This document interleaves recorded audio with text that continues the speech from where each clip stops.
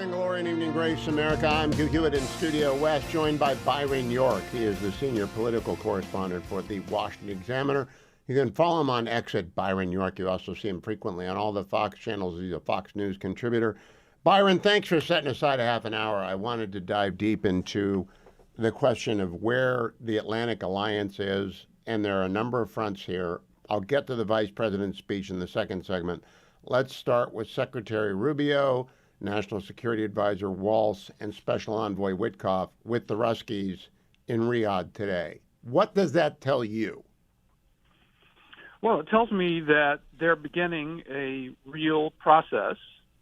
It tells me that they don't really want the European Union representatives around, and they don't actually want Ukraine at the table for the moment. I mean, obviously, Ukraine has to be included in this, but I think that's what it tells me. It tells me that something is actually going on. And there was something pretty fascinating actually in Politico Playbook this morning, which was that the European Union was really upset at not being included.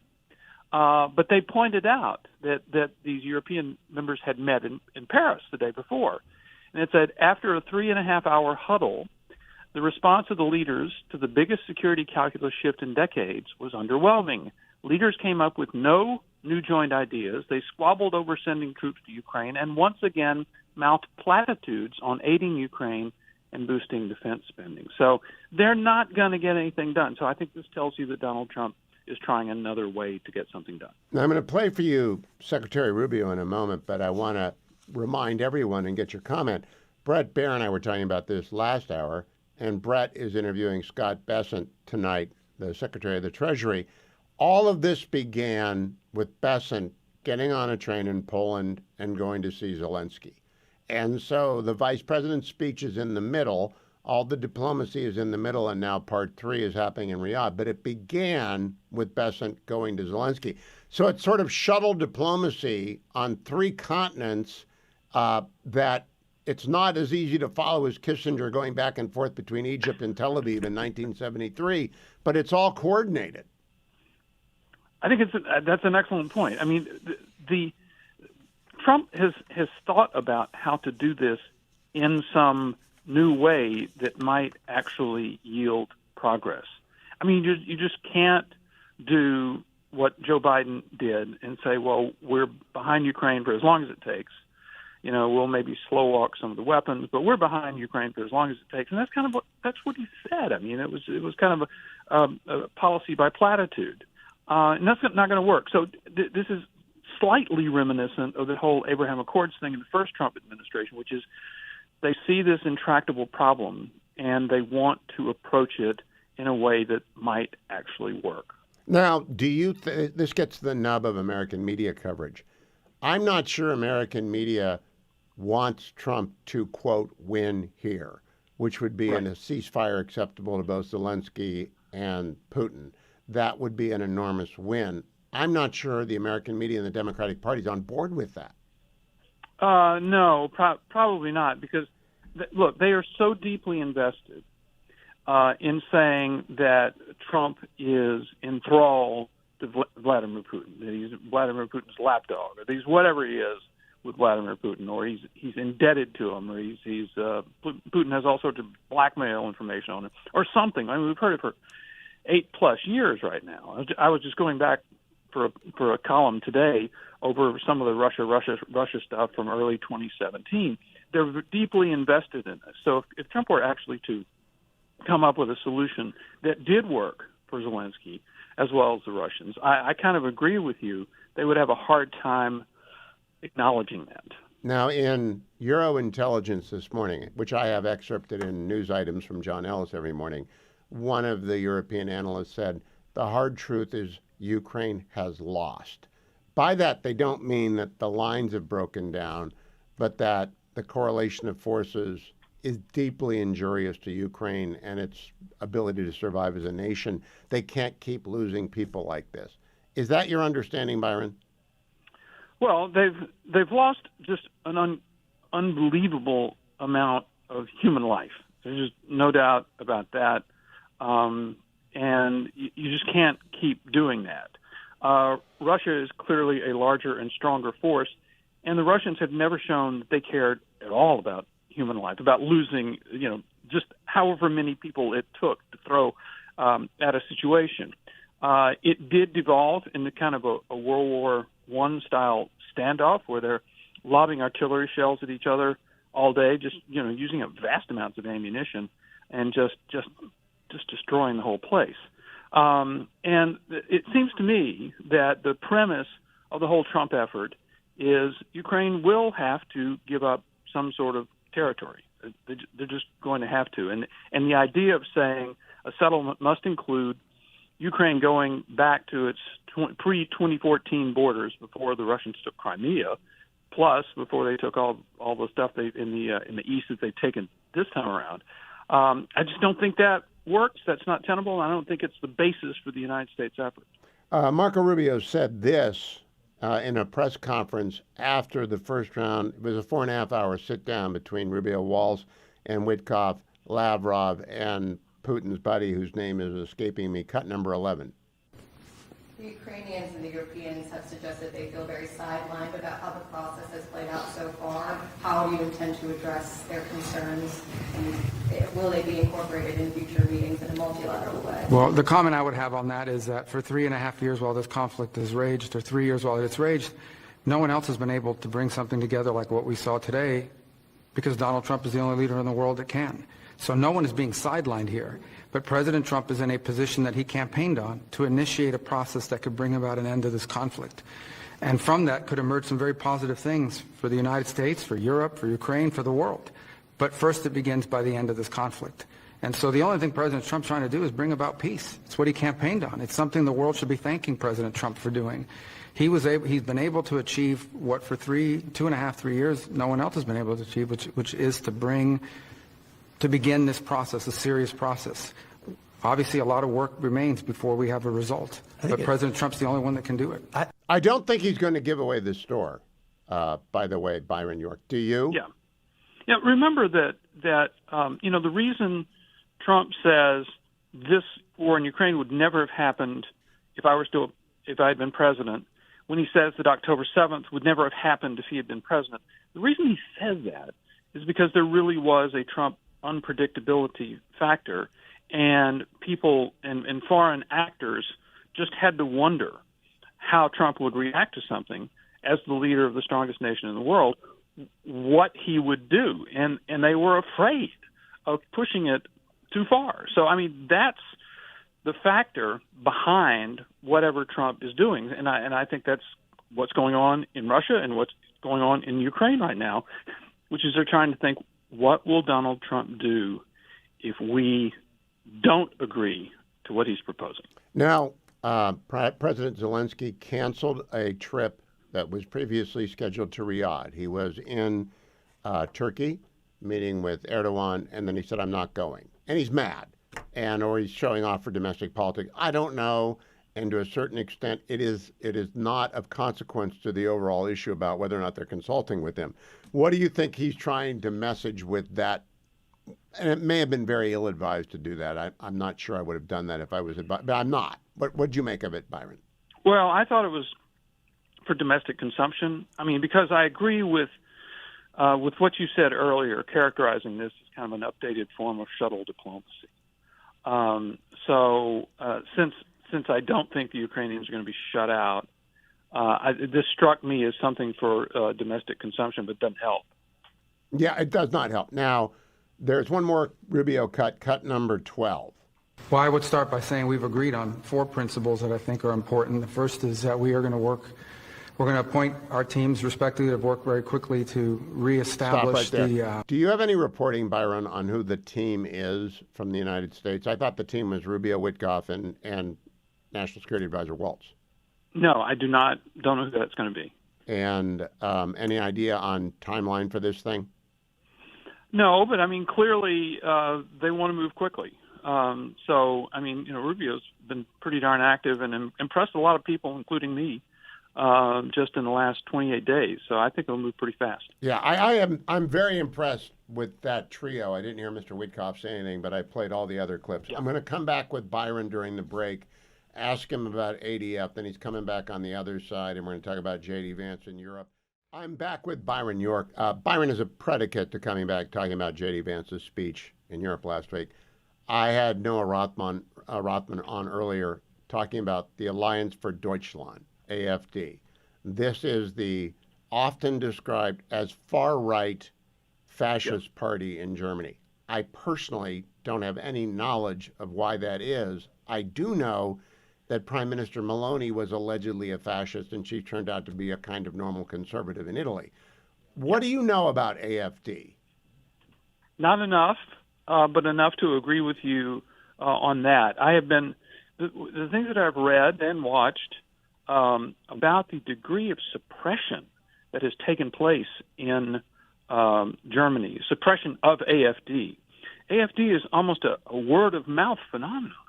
That you can't see them in any media coverage. A citizen cannot see them in any media coverage. They can't be discussed, and yet their message is getting out. Now, we've had a lot of occasions with parties on the right in Europe polling really well, and then election day comes and they don't do as well as maybe they thought they were going to do. So that could happen this time. But what's striking is that it's being done. Whatever progress AfD is making, they are making in the face of incredible suppression. And AfD was one of the subtexts of J.D. Vance's speech, basically the part about suppression of free speech. So what you just said is what I said, what Noah Rothman said. It's not what Margaret Brennan said. I don't want to dunk on Margaret anymore. She's been dunked on enough. Let's go to the sub. I don't think Americans know anything about German politics, and that they ought not to be talking about German politics. And I don't think 60 Minutes ought to be holding up those three people as admirable. Do you think we're just out of our league here? I was stunned by that. I mean, I really was stunned. I mean, you had the J.D. Vance speech, and then you had on a single day, you had the Margaret Brennan thing, which came in an interview of Marco Rubio, and then you had the 60 Minutes thing, in which they seemed to kind of celebrate these actions that certainly in the United States would be grossly unconstitutional. And you're right, we don't know enough about it. Obviously, Germany has an experience in the last 100 years that thankfully we don't have, and almost all other countries don't have either. But it affects them to this day. It shapes almost everything they do. So those are big important things to remember. But no, I don't know enough about it to talk I just think it's useful for Americans to be humble about what we know American politics pretty well. You know it better than most. And I just hesitate to, after I was fed the line about Meloni, I'm just very suspicious of American reporters telling me the fascists are back, because she's like the least fascist I've ever seen. I'm coming right back with Byron York. Stand by, America. But while the Trump administration is very concerned with European security and believes that we can come to a reasonable settlement between Russia and Ukraine, and we also believe that it's important in the coming years for Europe to step up in a big way to provide for its own defense, the threat that I worry the most about vis-a-vis Europe is not Russia, it's not China, it's not any other external actor. And what I worry about is the threat from within, the retreat of Europe from some of its most fundamental values shared with the United States of America.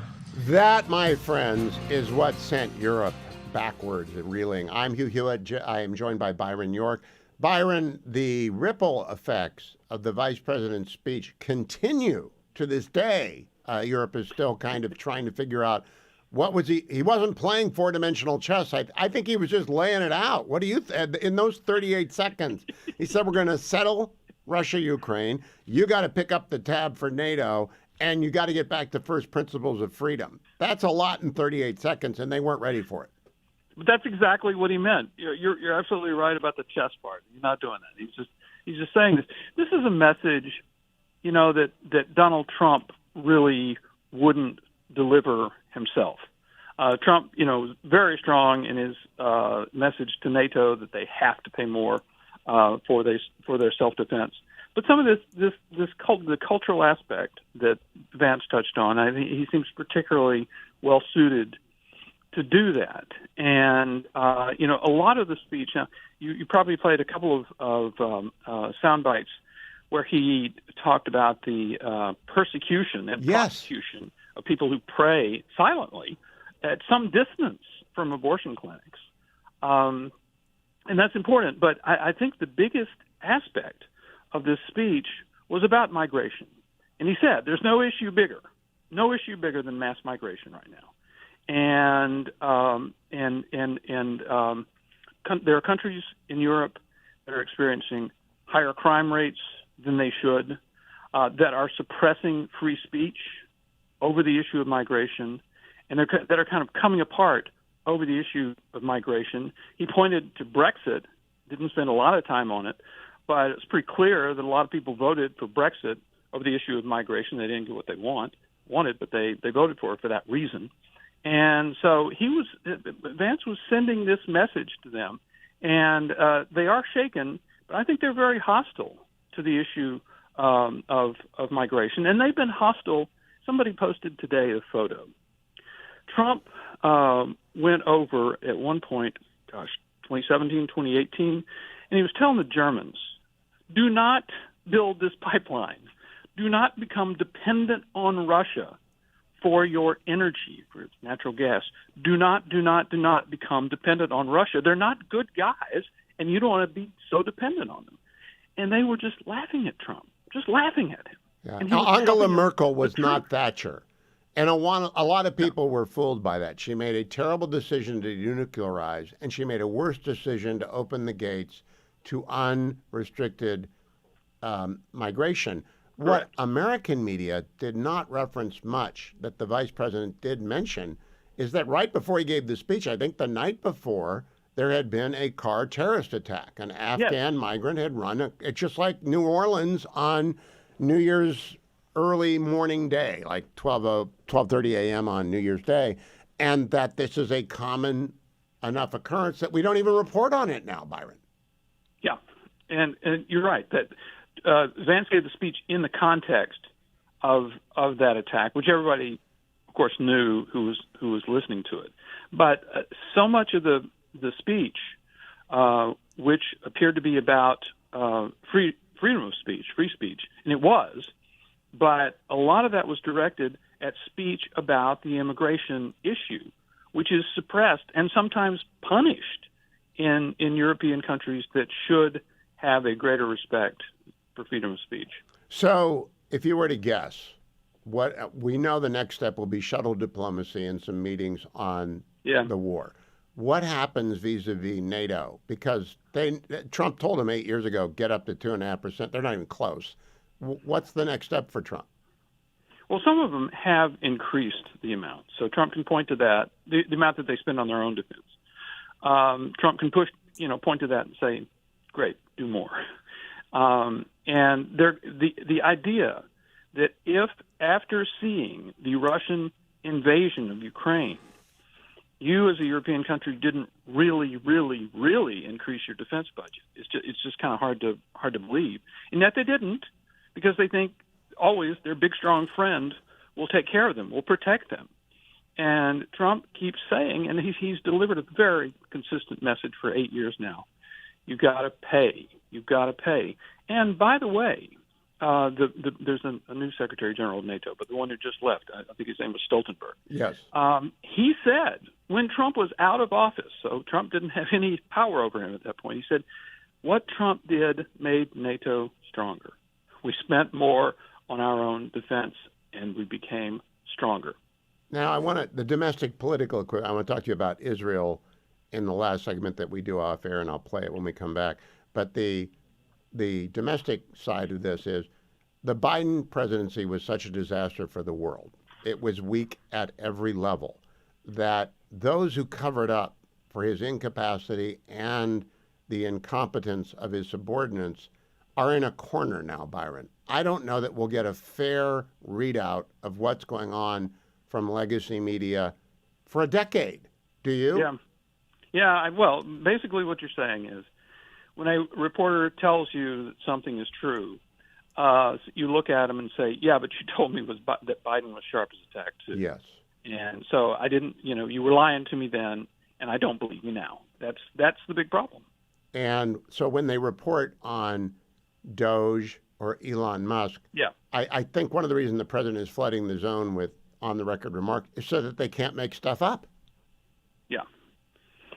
Listen, I am still in favor of much greater transparency on the part of the White House and Doge, and by that I mean more systematic transparency, like explaining to us what they're doing instead of giving us 2 or 3 examples of this insane grant or that crazy program, but giving us a more systematic description of what's going on. I feel like I could never write a news story based on some of the sound bites that we've heard about it. You would need more systematic information. So that's important. But you're right. Trump has flooded the zone with action in a way that has really left Democrats and their allies in the press flummoxed. I think Andy McCarthy told me that there are 70 lawsuits. I don't know how that is even tracked. I know the one that's before the court right now on whether or not the Office of Special Counsel can be dismissed. The answer is yes, and we're going to get that pretty quickly. But I don't know about the NLRB executive. 70 lawsuits. It would be useful if somebody would just give us the dockets, not tell us what they think is happening, but just let us read the orders. I'll be right back with Byron because I want to find out what he is thinking after this Saturday. Today, Hamas announced they're going to turn over remains of at least 4 hostages, maybe as many as 8, and that 6 living hostages will be released on Saturday. I think that's going to bring us to the end of so-called phase 1. Everybody's guesses to phase 2. I'll get Byron's during the break. I'll play for it. I'm back with Byron York. Byron, there have been big stories before elections, terrorist attacks, the 2008 financial crisis, but they've been discreet, and we've been able to get lots of different perspectives on a discrete set. This is a lot of stories happening at once, and I'm jumping from continents to Israel right now, and from a different war to a different war, and from phase 1 to phase 2. The only guy that connects all this is Witkoff, as he's like everywhere. I just never heard of him until last month. Have you? I absolutely agree with you. I'm totally fascinated by this because obviously for the first Israeli ceasefire, they're all thanking Witkoff. And I say, okay, well, that's interesting. This guy's done a very impressive job here. And then you're right. You just start seeing Witkoff everywhere. Wherever there's a problem and it's kind of intractable, there's Witkoff. So he's Harry Hopkins. And so Harry Hopkins is wandering around. And Harry Hopkins, I don't even know if he drew a salary. He lived at the White House. Do you have any hope at all? I do not. I'll put my cards on the table. I don't think there's going to be a phase 2. I think Israel's going to resume the war. What do you think? Yeah, I think, well, first of all, in terms of the releases of bodies and living hostages, is that going to be it? Everybody, every single person accounted for? No. There are 73 right now, and a total of 14 will be accounted for dead or alive by Saturday night. So we'll be down to 60 unaccounted for dead or alive. So it seems to me that Netanyahu has been you talk about not playing 4D chess here, has been very clear about what he wants to accomplish. And it's this 3-point thing. You might be able to recite it, and I can't, but it's basically to destroy Hamas and to destroy its ability to govern and organize and, be a political force or any sort of force. And the Palestinian Authority is in the same box. They can't come back to Gaza either. So, that's the goal. And and he really hasn't changed that goal. And I think he's going to continue pursuing that goal. And so the question is, in terms of hostage releases, this is always such a kind of a heartbreaking calculus that public officials or government officials have to go through, because you understand Hamas is obviously up to no good, and you've got to make a decision when to go back to war with them. And if you do have families of hostages who, desperately want their loved one to survive and be freed sometime, and it's just the worst sort of unsolvable problem. But my guess is you're going to have more war. That's what I think as well. And we'll leave it there. Byron, thank you for an extra dollop of time. So many different moving parts in a news environment unlike any that I've covered in 25 years. I appreciate your time. Byron York. Follow him on X at Byron York. Read him at the Washington Examiner. And, of course, see him on Fox News.